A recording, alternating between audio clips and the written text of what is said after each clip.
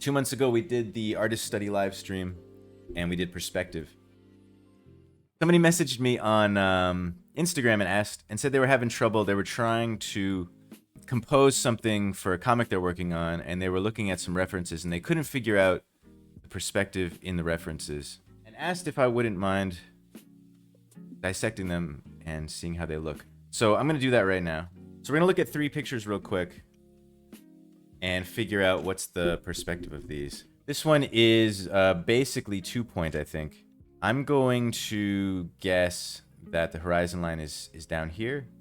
And I think we can figure that out because we can see the top of this stair here and the top of this stair here. But we can't see the top of this one or this one. We can see the bottom of this, and we can follow these diagonals.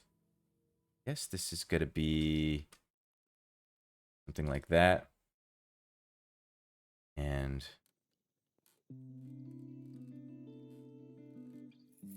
that. And so, yeah, our horizon line, this one's intersect here. Yeah, so I guess our horizon line is down here. And that makes sense because we're looking up at this figure. The figure's looking down at us. But we can see, like, the bottom of the skirt there. So for the 2-point perspective, the 1 point is the lines receding this way. It's basically a 1-point perspective, really. The only... that goes down here. These ones should... hold on. These ones should intersect on the horizon line. Yeah. So this object is consistent with itself, whereas these houses are consistent with themselves. So they all meet up on the horizon line, but at different vanishing points. Just because this is one object, one chunk with its own perspective, and this might be slightly turned in space. So this is going to a different vanishing point, but they're both on the horizon line. And so it's essentially 1-point perspective. I only say 2 because these vertical lines are not totally vertical. So they would go and they would intersect down at the nadir. Somewhere way below at the bottom. And that would be not a horizon line, but that would be the vertical line lining up with wherever the figure is. But that's not so super important for this picture. That's a kind of side consideration for this. The main thing for this would be the 1-point horizon line here. So if we were trying to draw this ourselves, if I was trying to draw this myself, make it simple, could make all of these basically parallel, all these basically vertical, and then just have everything that's going back in space recede to the horizon line here. Again, we know we're standing below because we can see the bottom of this, we can see the bottom of this, but we can see the top of the stair here. So that's what I look for when I try to figure things out for this kind of image. You can see the bottom of this thing. So this is very similar to the Frank Miller one we looked at, and this looks to me like Frank Miller. We looked at this. He really likes these looking down the stairway shots, and I like them too. And actually, I would say that he probably doesn't really like it. It's just that we these images are so striking that they're popular, and so he's done thousands and thousands of pages of comic art, and we happen to have these two. This one is in the sort of same way. I would say 2-point, but really 1 point is the most important thing, but there's 2 more important points here. The obvious one is down here somewhere, the nadir. We can follow the railings.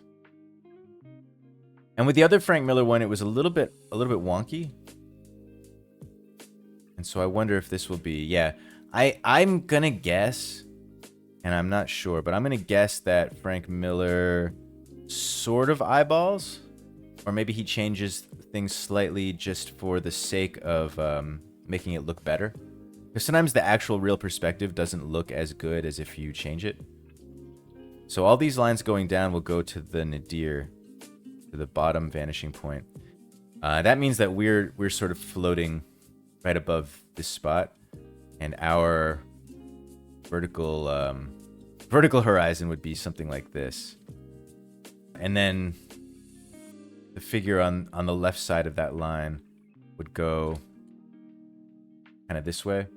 The head would be more to the left, and on this side, the head is more to the right. The figure is going in that direction.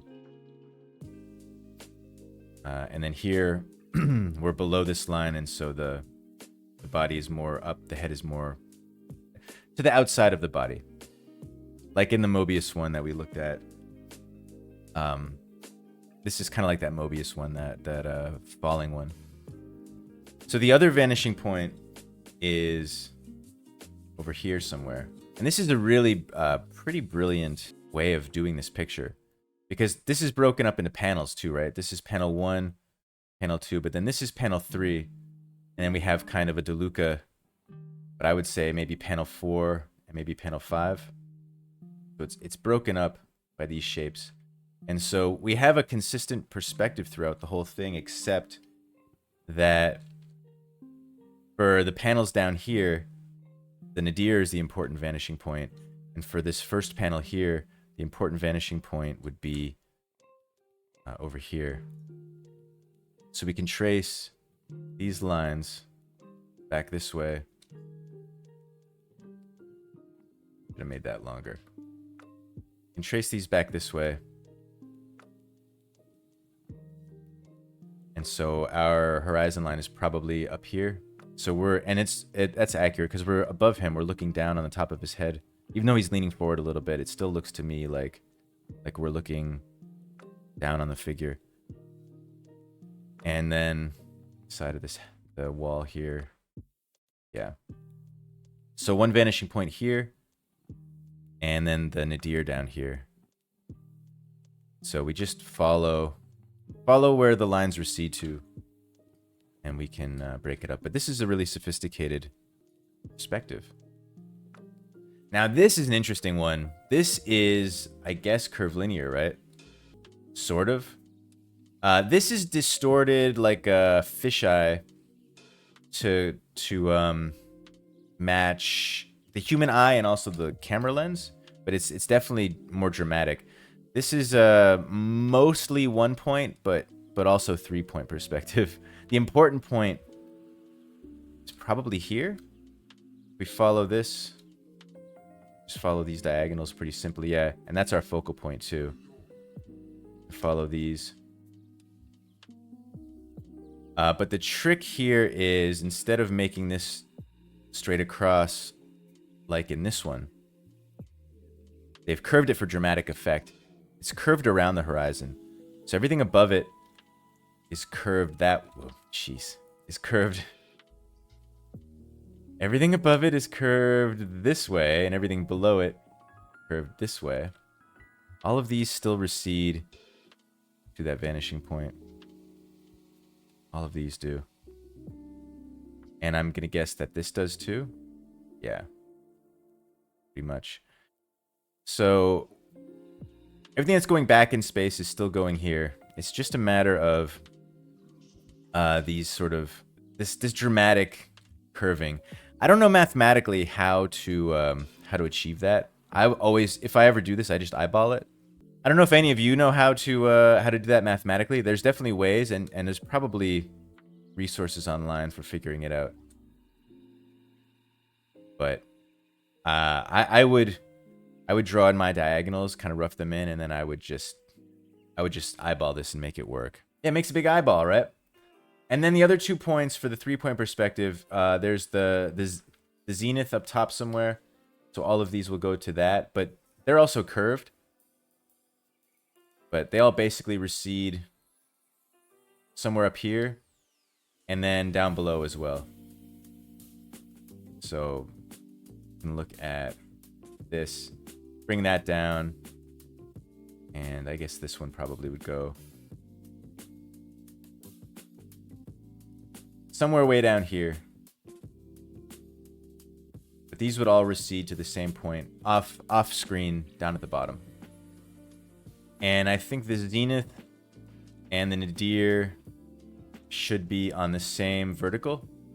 And for here, it's not necessary on the horizon line, I think, for these to all be on the same vertical, because we could have an object that was turned a little bit that came here, like in the first picture. But for the sake of focal point, it's effective that they made the zenith and the nadir right above and below our main vanishing point. So, does that make sense, everybody? This one and the second one, the 1 point is the most important part. And then for this one, 1 point up here and another point down here. I hope that helps. And to the person who sent me these pictures, thank you for sending them. I'm going to be thinking about these for a little while now.